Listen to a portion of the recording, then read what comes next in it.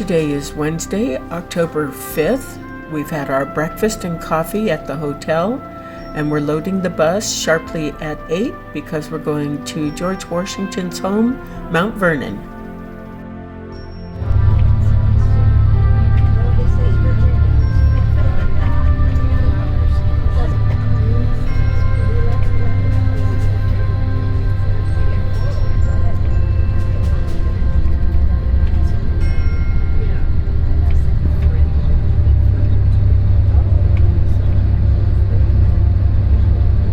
Halfway through our drive, we have a scheduled stop at Sheet's convenience store to use the restroom and buy snacks if we want.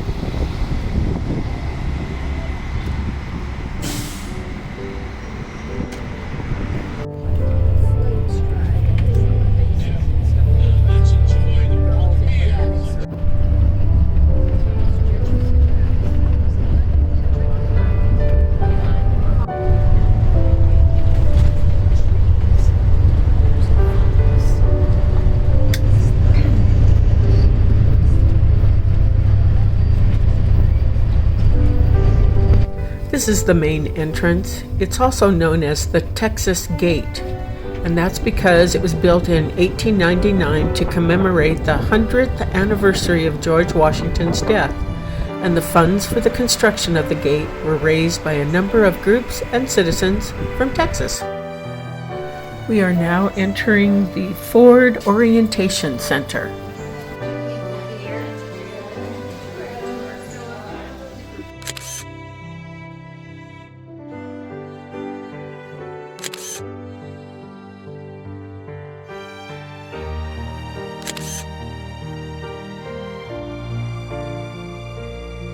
My favorite thing at the Ford Orientation Center was Mount Vernon in miniature, which is a replica of the first president's home.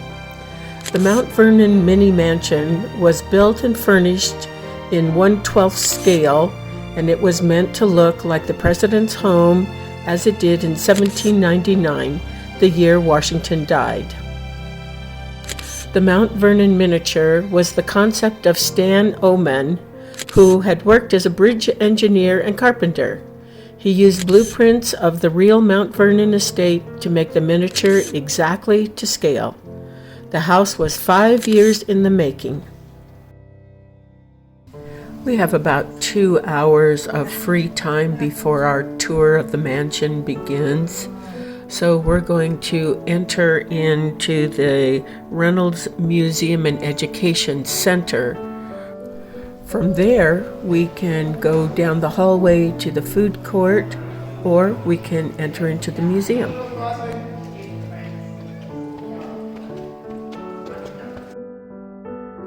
Most of us have selected to do the food court first and then tour the museum.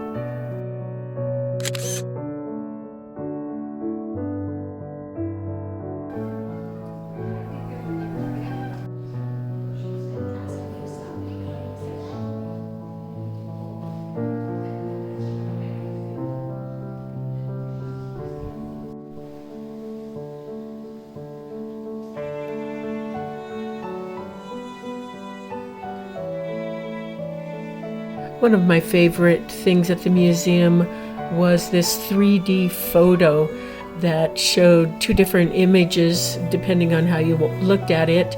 One with it showing Mount Vernon in disrepair and the other image showing it restored.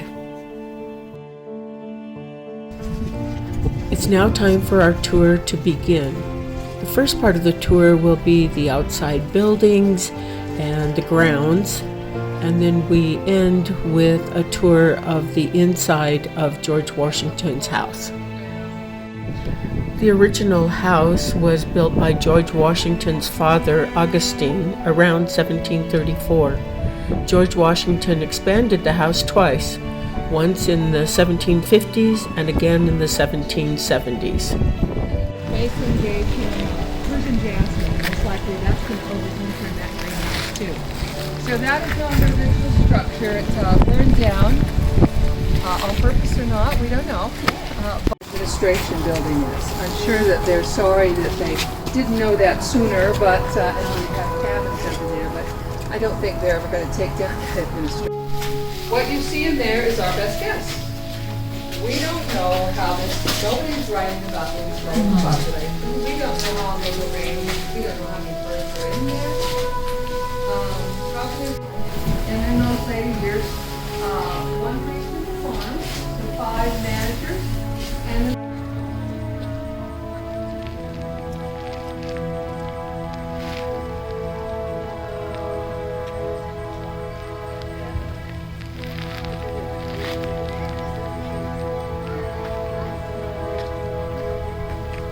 I opted to not do the long walk down the hill, but everyone else went down to see Washington's tomb and the Slave Memorial and Cemetery. It's now time for the interior tour of George Washington's home.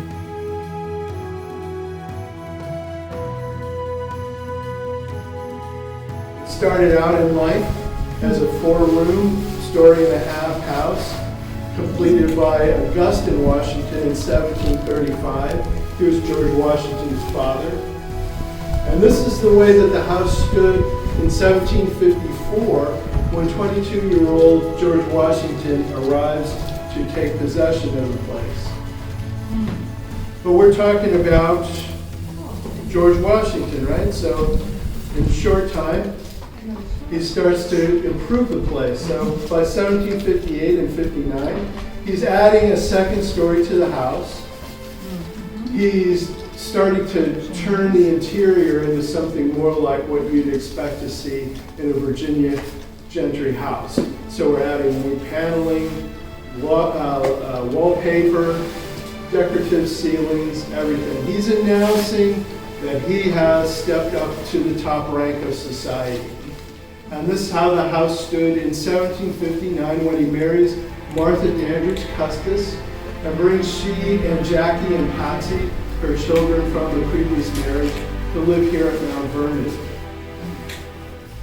Where did Wood Vernon come From Washington's half-brother Lawrence, who was the first person to have this place, named it for the admiral of the naval detachment that he served with in the Caribbean. Named after a person in the Named Navy. after an English admiral. Okay, that was very you're the first one to say This being George Washington's house, he never quit, he never stayed static. He added 2 wings to the house, so by 1787, it's 21 rooms, 11,000 square feet, the house that you're going to tour today.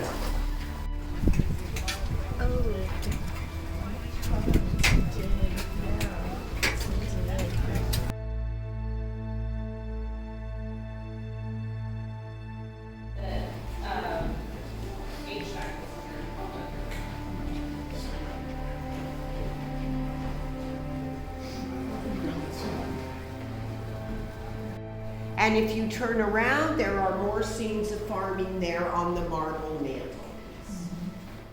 So, as Rachel may have told you,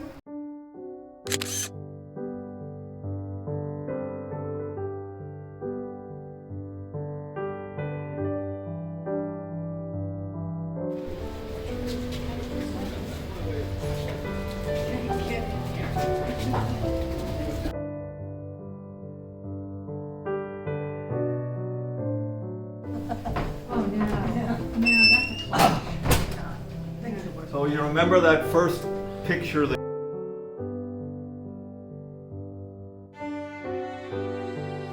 So the wallpaper is to signify 1799. Several of these rooms.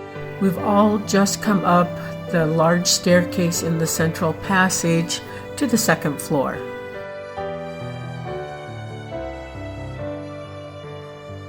Know what the name of that area is.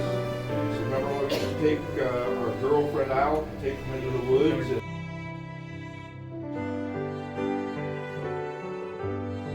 well, today was a modern.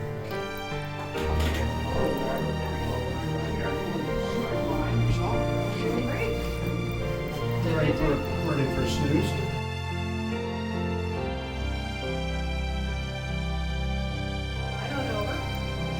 Oh, this is the question.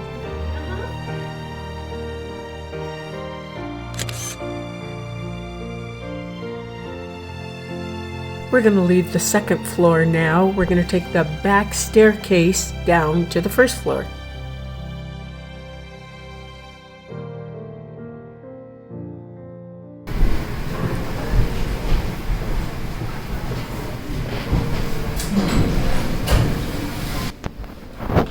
He started out in that very public part of the house with all those messages about the future of this country.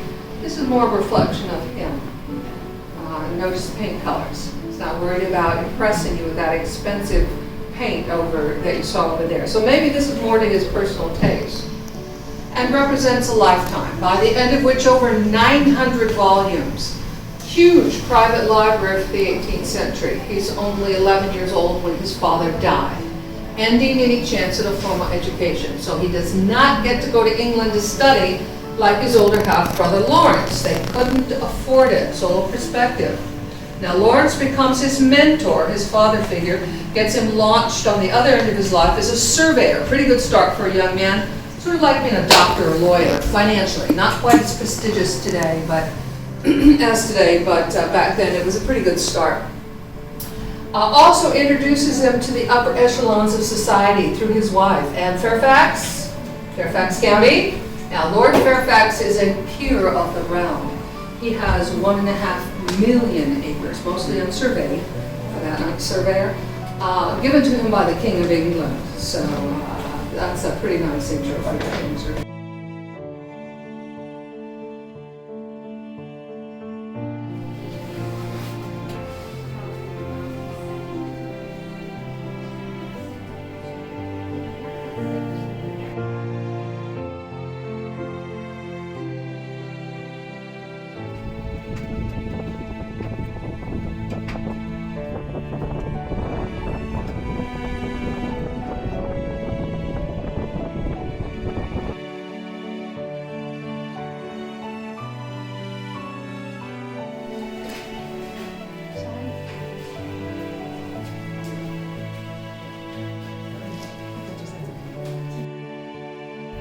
We're all going out to the front lawn to check out the view of the Potomac River.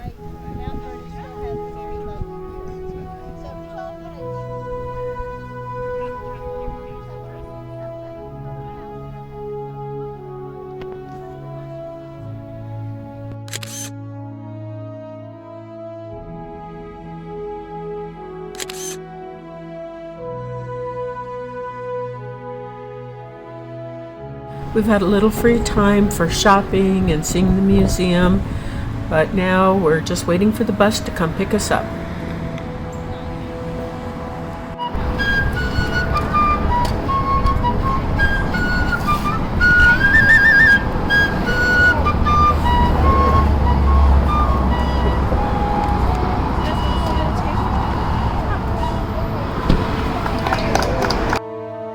We're now leaving Mount Vernon, and we're going to make a stop in Fredericksburg at a restaurant called Firebirds, and we'll have dinner there.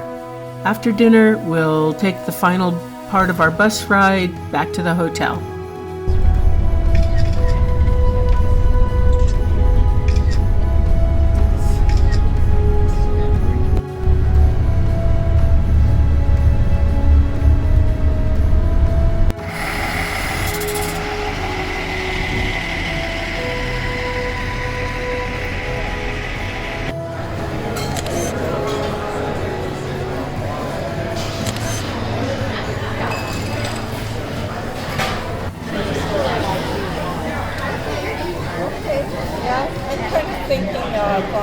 Straight path.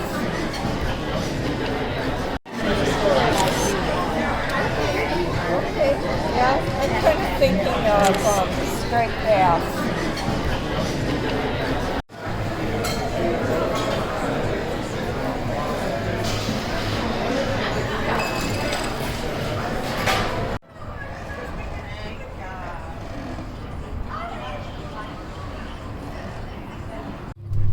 We're on our way back to the hotel, so I'm going to close out today's vlog.